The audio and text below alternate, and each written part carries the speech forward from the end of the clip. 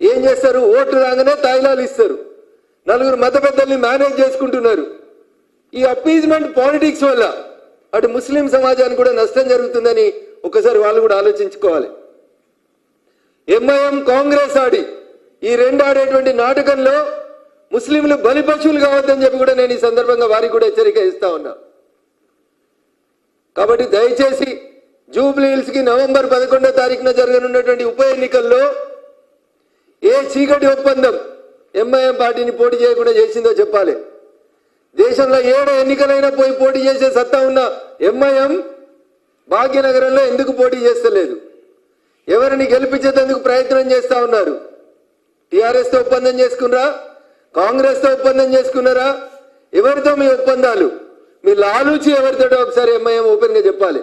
లేకపోతే సమాజం వాళ్ళ గురించి ఒకసారి దయచేసి ఆలోచించమని చెప్పి ఈ సందర్భంగా నేను సవినయంగా అప్పీల్ చేస్తా ఉన్నా. జాగరూకులైనటువంటి జూబ్లీ హిల్స్ ఓటర్లు ఒకసారి ఆలోచించండి.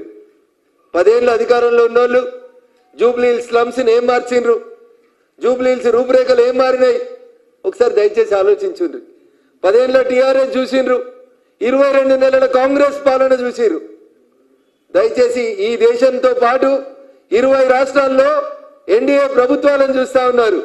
అందుకని జూబ్లీ హిల్స్ ఉప ఎన్నిక అధికారంలో ఉన్న కాంగ్రెస్ గుణపాఠం చెప్పాలంటే, 10 ఏళ్ళు అధికారంలో ఉండి జూబ్లీ హిల్స్ రూపురేఖల్ని మార్చలేనటువంటి బీఆర్ఎస్ పార్టీ గుణపాఠం చెప్పాలంటే దయించి భారతీయ జనతా పార్టీ అభ్యర్థిని ఆశీర్వదించమని నేను మీ ద్వారా జూబ్లీ హిల్స్ ఓటర్ మహాశైలకి 1-2 నెలల తర్వాత రాబోతున్నటువంటి భాగ్యనగరం ఓటర్ మహాశైల ముందున్నటువంటి ప్రమాదాన్ని ఇప్పుడే వాళ్ళ ముందుంచి అలర్ట్ చేయాలనేటువంటి ఉద్దేశంతో మీ ద్వారా భాగ్యనగరంలో ఉంటున్నటువంటి దాదాపు 1,40,00,000 మంది ఓటర్ మహాశైలకి సవినయంగా అప్పీల్ చేస్తా ఉన్నాం. Thank you.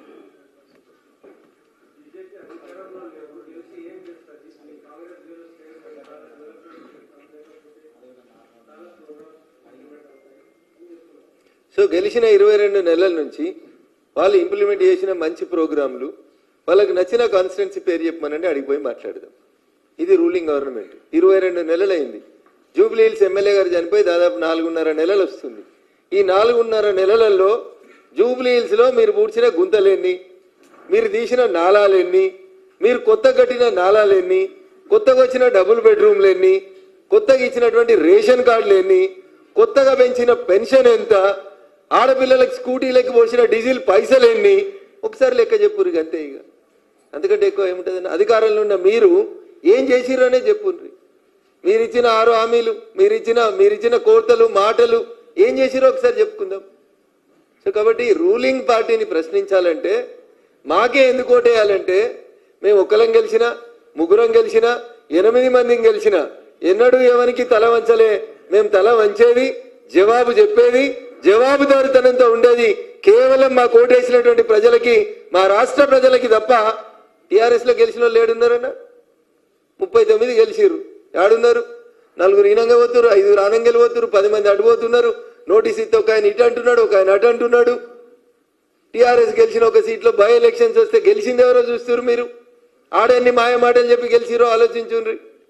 అందుకని దయచేసి కాంగ్రెస్ పాలన 22 నెలలు చూసిన జూబ్లీ హిల్స్ ప్రజలారా, మీ మోరీలలో నిండిన చెత్త, కొట్టుకొస్తున్నటువంటి స్లమ్స్ లోంచి వస్తున్నటువంటి దుర్గంధం ఒక్కసారి ఆలోచించి, కాంగ్రెస్ ఏం చేయదు, కాంగ్రెస్ కొట్టేస్తే మీకు వచ్చే పనులు ఏం జరగవు.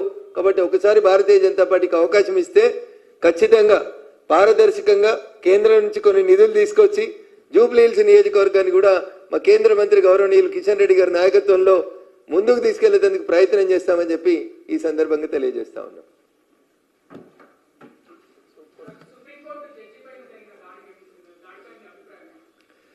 సో ప్రజాస్వామ్యంలో అట్లాంటి గౌరవప్రదమైనటువంటి స్థానాల్లో నిలబడినటువంటి వ్యక్తుల మీద లేదా సంస్థల్లో పనిచేస్తున్నటువంటి వ్యక్తుల మీద భౌతిక దాడులకు ఎవరు పాల్పడినా అది ఖండించాల్సినటువంటి విషయం. ఏహమైనటువంటి చర్య. ఒక న్యాయవాదిగా ఇంకొక న్యాయవాద మిత్రుడు చేసినటువంటి చర్యను తీవ్రంగా ఖండిస్తున్నా.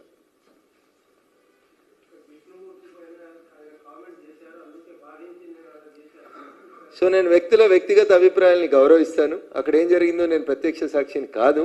ఇవాళ అడ్వకేట్ గురించి కూడా మీడియాలో రకరకాలైనటువంటి కథనాలు వస్తూ ఉన్నాయి. I'm not part of that proceedings అన్న.